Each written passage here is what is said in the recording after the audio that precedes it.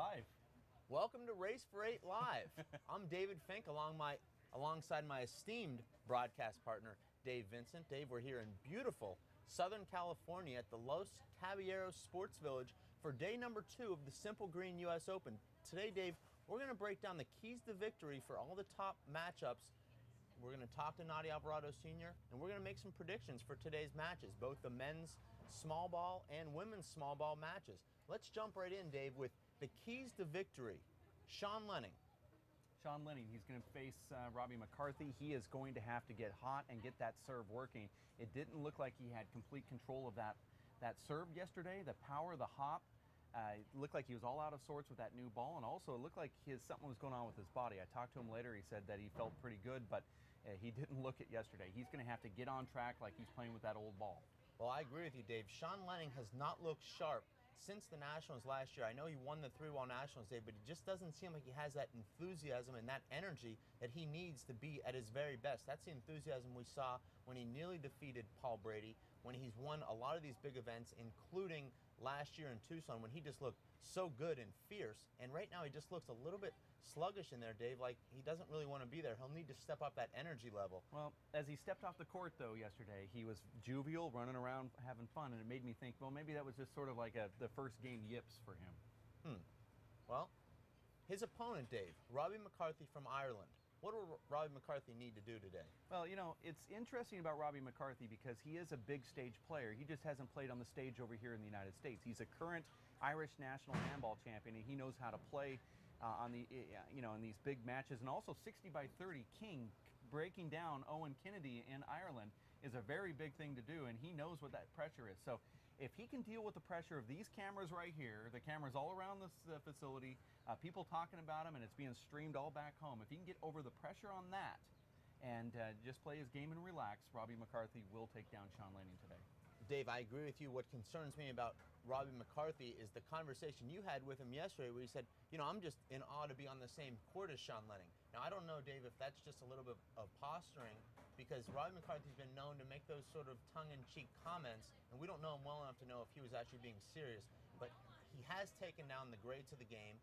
His game has been elevated to really an elite player, and there's no reason, Dave, if he's not confident and putting forth the absolute best game that he possesses, that he'll come out on top today. He certainly has a great chance. Now let's move on to the blonde bombshell, Dave. Alan Garner, he's our defending champion. Actually, Charlie Shanks is first up with 1 minute on the ticker here, and Charlie is going to play Alan Garner. So this is going to be an interesting matchup between the two. They haven't played in a while, but certainly they respect each other's games. Now, I feel that Charlie Shanks has one heck of a serve down that right, and Alan Garner is a ambidextrous type player. Plays strong with his right, has a lot of power there. He serves with his right, but his left hand is tremendous. So let's see what happens on that serve with Charlie Shanks serving down the right to Alan Garner with this ball that Charlie Shanks has a complete command of. I believe there could be an upset in the making here. For me, Dave, Charlie Shanks needs to play at the level we saw him play 2 weeks ago in Idaho, but be able to close out the match as well. Charlie Shanks yesterday not looking quite as good. He did have a long cross-country flight the day before, and it can be difficult to acclimate yourself there, Dave, but he does have some success against Alan Garner. He's never beat Alan Garner, but very close matches. He's just gaining confidence with each tournament here, but he will need to elevate his game. He will need to get that serve going, Dave, and for me, it's the shot-making selection of Charlie Shanks that'll be the most important. He has a tendency, Dave, to take some wild shots in there.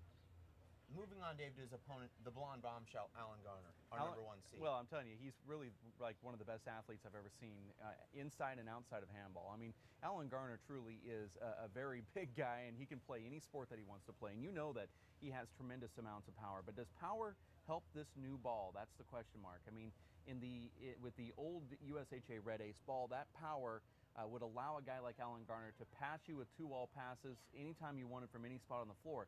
This new ball is checking up late in the court, and it takes away some of that power from Alan Garner. Let's see what happens with that power. If he can get a command of this ball, he will have no problem with Charlie today. Well, Dave, I actually find that the power is even more significant with this ball. I played yesterday with the ball against Andy Nett. I don't think I've ever seen the ball moving that fast in my life, and I know Andy Nett's one of the hardest hitters, but Alan Garner certainly hits the ball as hard as Andy Nett.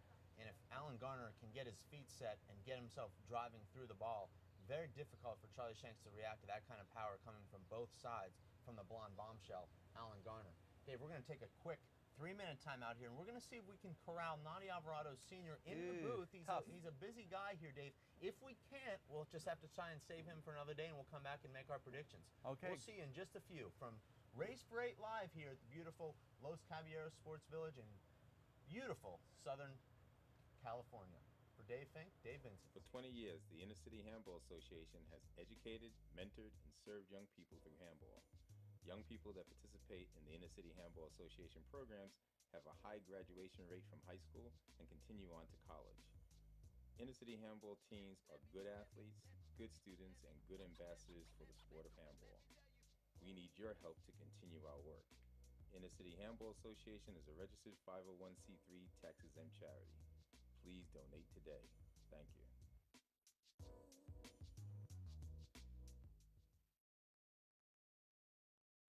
Working and working out takes a lot of energy. That's why I drink Zenergy. Feeling fantastic and looking good has never been easier. Science, extreme science for your active lifestyle. Hello, I'm Bruce Fabrizio, inventor of Simple Green. Our non-toxic, biodegradable, all-purpose cleaner works great for cleaning it.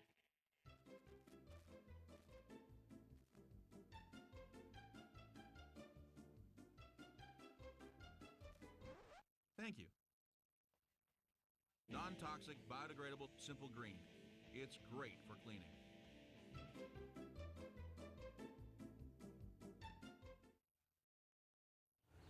Welcome back to Race for 8 Live, day number 2 here at the Simple Green U.S. Open.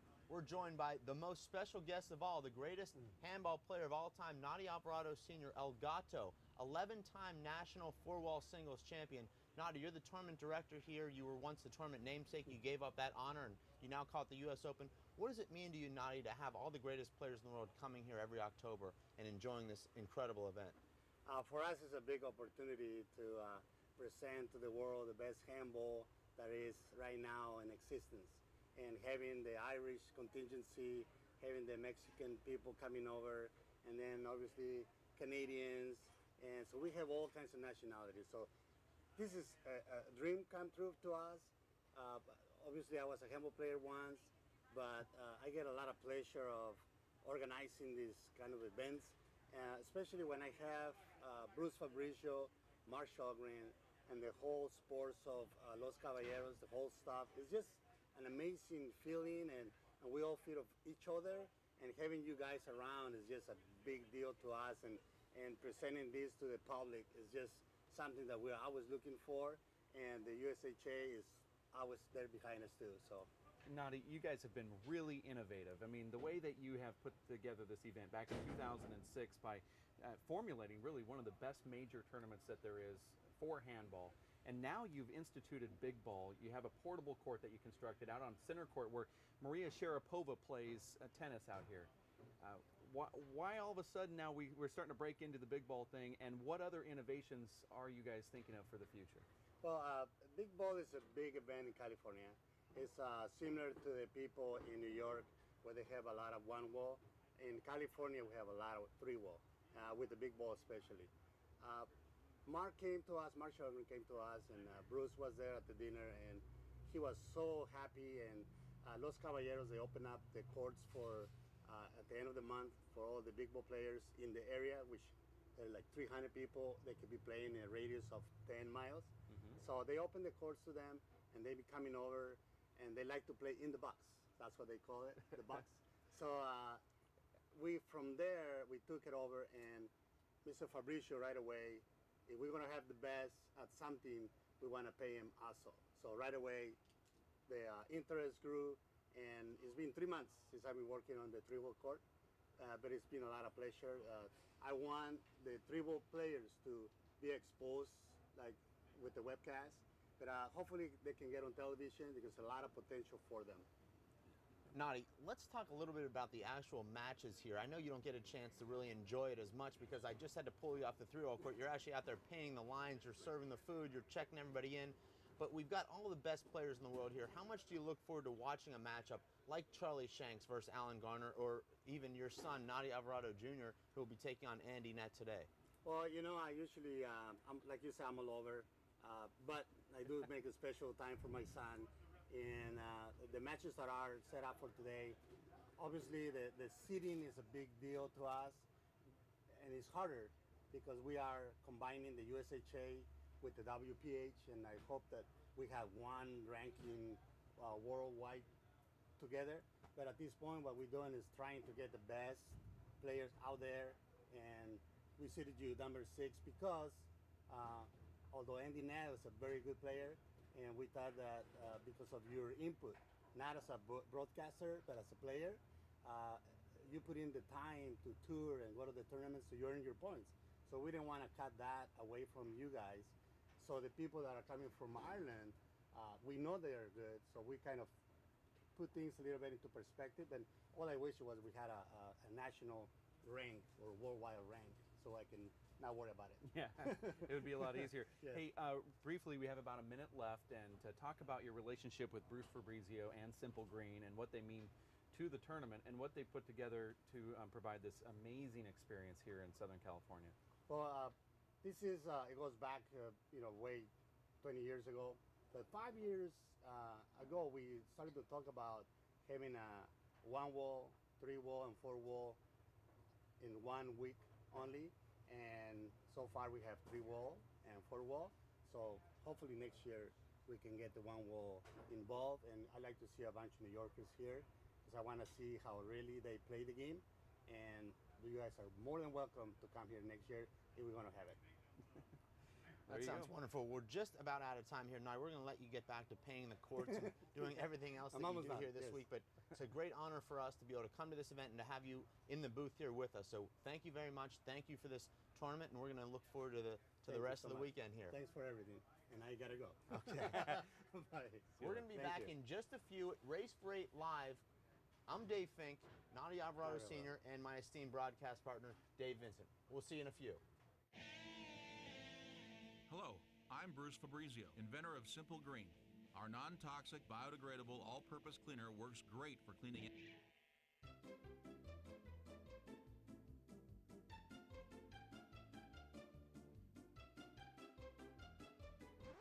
Thank you. Non-toxic, biodegradable, Simple Green. It's great for cleaning.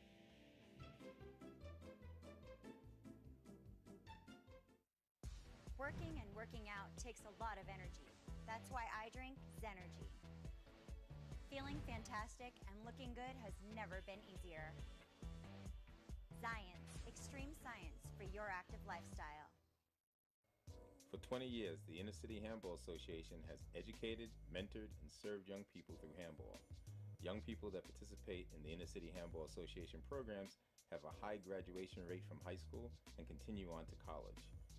Inner City Handball teams are good athletes, good students, and good ambassadors for the sport of handball. We need your help to continue our work. Inner City Handball Association is a registered 501c3 tax-exempt charity. Please donate today. Thank you.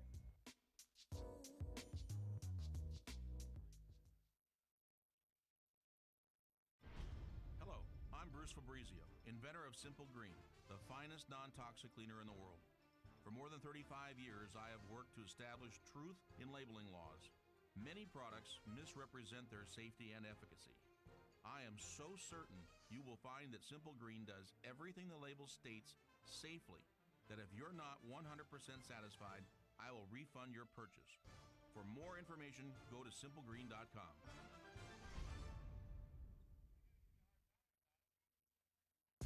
Working and working out takes a lot of energy. That's why I drink Zenergy. Feeling fantastic and looking good has never been easier. Science, extreme science for your active lifestyle.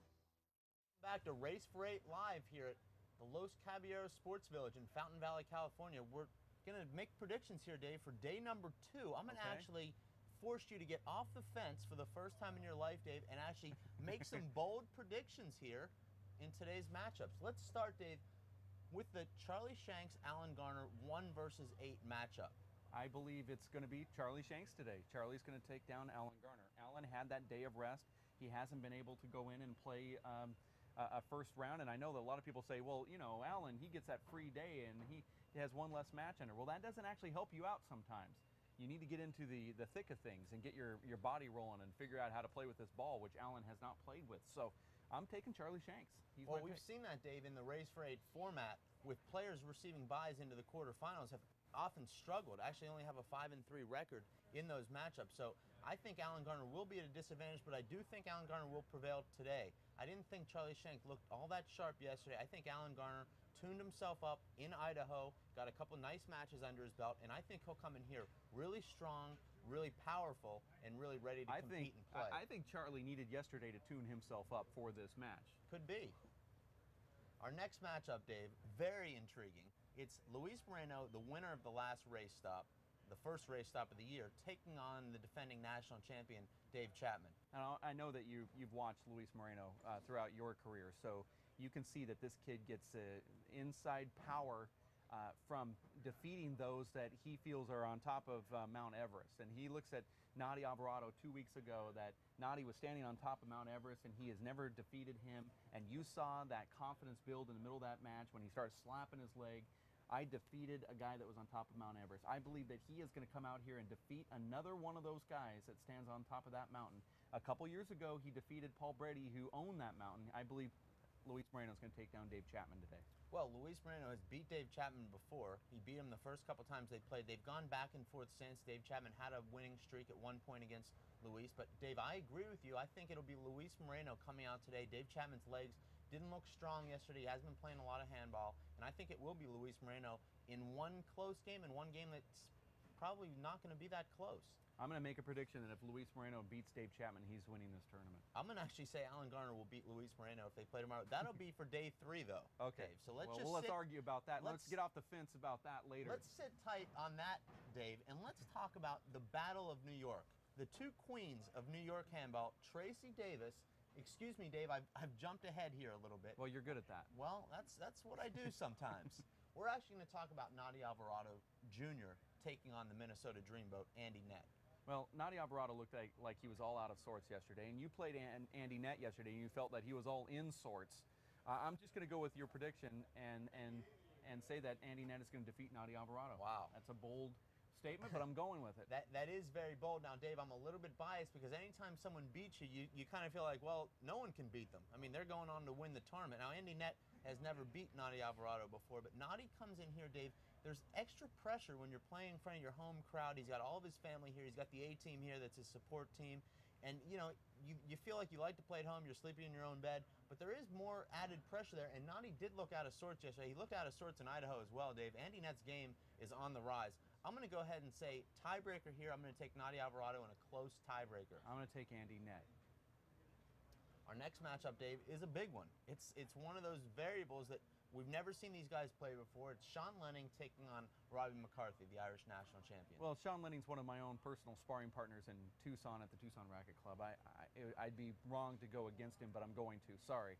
I believe Robbie McCarthy is the real deal. I believe he's an elite player. I think he's a top 3 talent. I say it. If Sean Lenning does win today, it's going to be a close tiebreaker or 2 close games. But Robbie McCarthy is my personal dark horse for this tournament, so he's my pick today.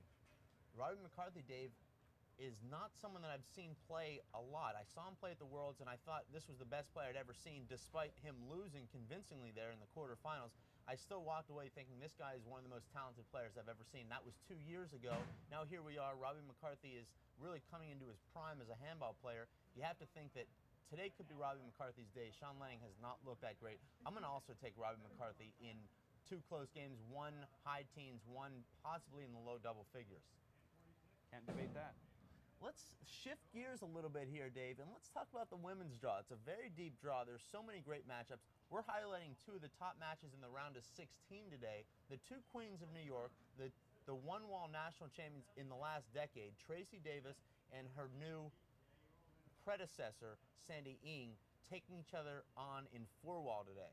Well, Sandy hasn't really established herself on the 4-wall court yet. She did make it to the Collegiate National Finals where she got defeated by Shayna Hilly from Ireland. We haven't seen Sandy win a 4-wall tournament yet, nor even make it into a few rounds in. So just out of that circumstance alone, I believe that she's an amazing talent. She has an awesome left hand. Her right hand is great. She knows how to play this game. She's coached well with Mike Dow. She does want to learn more, but I'm still going to go with Tracy Davis. I agree with everything you said about Sandy, Dave, and it's only a matter of time before she does make that breakthrough in four-wall, and I believe that breakthrough starts today. I take Sandy Ing over my mixed doubles partner and good friend, Oof. Tracy Davis. Tracy, I hope you're not listening. Was good friend. Former. Former. Just like most of my friends. I used to be your friend. Let's talk about, Dave. I just jumped off the fence to make that statement. Ashley Moeller, WPH employee, great asset to the WPH, taking on Lorraine Havern from Ireland. Lorraine Havern is just like Sandy Ing in the sense that she has a great left hand, a great right hand. She wants to learn more. She's got the handball bug. She is one of the few players that is out there touring right now that every time you see her, she's actually better than she was before. Ashley does have a will and a passion for the game, has dedicated her whole life to it. It's a very tough decision there, but I'm going to go with Lorraine Havern from Ireland. Well, I certainly agree with your analogy, Dave, with Lorraine Havern and Sandy Ing. Both players so talented, have yet to really establish themselves, but you watch either of them play, Dave, and you say, these could be the two best players in the world right now. They still don't have that seasoning yet. They also don't have that winning experience yet. Lorraine, Dave, could make her way through Ashley Moeller today and then start gaining that experience. I'm going to actually take Ashley Moeller in that match, Dave. We've seen Ashley Moeller running the tournaments at all the previous WPH events. That's very draining on a player. Today she comes in here fresh. She's had a lot of rest. She comes in here, and I think it'll be her day to pull off a very big win. It's a big match for both players. All right, you go with Ashley. I'm going with Lorraine. Dave, let's talk a little bit about the Race for 8. For those watching at home, Dave, that maybe don't really understand the concept, this is a Race for 8 event. We have 8 events throughout the year. Our first event was at the Plumber 2 weeks ago. What you do is we invite the top 8 players, and then the rest is open to qualifying to anyone. There's 4 open qualifying spots. Here, Dave, this will count the same as a race event, but there was no qualifier, just an open tournament. How excited are you, Dave, being the executive director of the WPH, to be sort of promoting and organizing this Race for 8? Well, it's a pretty valuable experience for all of us, and one of the great things that I like about the Race for 8 is that it really answers the needs of everybody that has loved handball or has tried to promote it for many years. You know, you look at the fans, and the fans have saying, you know, I wish that the pro players were a little bit more personable and come out and hang with us a little bit out in the crowd. Well, we've established that as part of the Race for 8 code of conduct, for example. The pro players are hanging out, staying with the players at their homes, giving them some advice. We also heard those same fans say, we'd like to get on the court with the pros and play, and so the Race for 8 has established a way for us to put clinics on at every one of our stops. And then when you start looking at the sponsors, they want to get a little bit more out of it. So we have dedicated to do this broadcast at every single one of our stops, include Idaho, Fresno, Atlanta, up in Seattle, here again back in March when we come up here in 2012, and along all of the stops, and as well as Tucson. So we are going to have this out here for the sponsors. And then, you know, the players have also reached out and said, you know, we feel like we're playing too much handball. Like we're you know, you have a qualifier and then you have to fly 2 weeks later to come back for an event. We don't have enough money, so we've rolled in some features that allow the players, like the qualifiers, to play inside of these events and just work right alongside the pros. And you take a couple examples, Dave. John Bike in the booth yesterday saying he wouldn't even be playing pro handball anymore if it wasn't for the Race for 8. Charlie Shanks has moved to the United States in large part to be a part of this Race for 8 because he wants to play against the top competition. He's in the prime of his handball career. We saw Desi Keegan flying 7,000 miles from Ireland to compete in the first race stop just 2 weeks ago. It's really energized and galvanized this pro tour, Dave, and everyone is just so excited about it, from the fans to the sponsors to the players. And I think it's probably the greatest asset that's happened to pro handball in history. Well, we're looking at it as if we're trying to get handball on TV, but moreover try to expose handball to people outside of the region that may need to you know, find another alternative lifestyle sport. And we feel that publicizing a major tournament, a major series like the Race for 8 will allow handball to be exposed to more people. Well, Dave, last part of the show is the hand airs, where we have to go over all the airs we made, but I've been handed this blank sheet of paper by our producer, and there were no airs. No airs. So Okay. it was a perfect show. Congratulations to myself and to you, Dave. It was a pleasure, as always, to share a little time, and I know we're going to share about 12 more hours together today as we webcast all of the men's quarterfinal matches, including a doubles match, and we're going to have special reports from some of the women's matches as well. So thank you for joining us. Race for 8 live here at Los Caballeros Sports Village, the Simple Green U.S. Open, day number 2 in Fountain Valley, California. Dave, for Dave Fink, my esteemed broadcast partner, Dave Vincent. We'll see you in just a few minutes for the men's round of 16 doubles action. My name is Bruce Fabrizio. In 1975, I invented Simple Green based on 3 principles. It had to be safer to use, it had to work, and it had to be completely made in America. From generation to generation, Simple Green has been cleaning everything from car engines and tools to kitchen counters and floors. No matter what you clean, indoors or outdoors, clean it with non-toxic, biodegradable Simple Green.